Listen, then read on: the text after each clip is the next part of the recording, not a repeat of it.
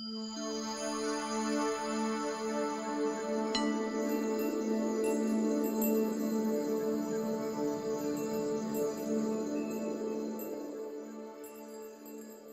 20 mars, Journée internationale de la francophonie, est l'occasion de dire, de clamer haut et fort combien la langue française est notre trait d'union sur les 5 continents.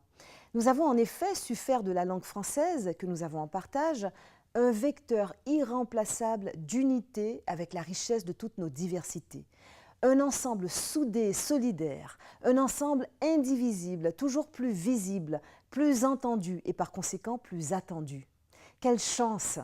Oui, la francophonie est une force de proposition et d'action et une plus-value pour le monde qui a tant besoin de cet humanisme intégral, de cette humanité commune que nous défendons.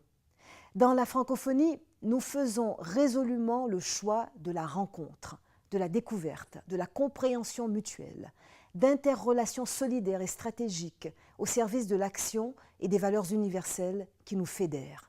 Nous préférons ne pas être des dépositaires isolés, mais des passeurs interconnectés de nos traits de civilisation, de nos savoirs et de nos savoir-faire, de nos combats pour les droits et les libertés, de nos initiatives citoyennes, de nos réussites économiques et écologiques, de nos expériences et de nos solutions. Nous savons, face aux menaces, aux défis et aux urgences du moment, que c'est collectivement qu'il faut répondre pour faire advenir un monde plus équitable, plus harmonieux, plus stable. Plaçons cette journée internationale de la francophonie sous le signe du partage. Partage de ce que l'on aime, de ce que l'on est, de ce que l'on fait, de ce qui nourrit nos convictions et nos engagements. Affichons-nous sur les réseaux sociaux, sur la plateforme J'aime, je partage mon 20 mars et sur libresensemble.com.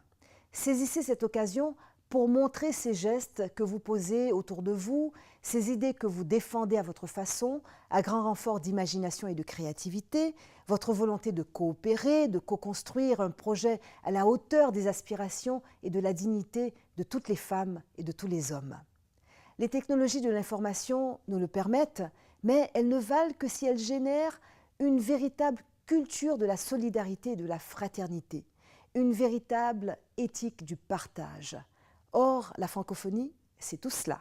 Partager, échanger, qui ne veut pas dire s'accorder sur tout, mais vouloir justement apprendre de nos différences, parce que les différences sont naturelles et fructueuses, et c'est la seule façon de comprendre enfin que ce qui nous rapproche est plus fort que ce qui nous sépare.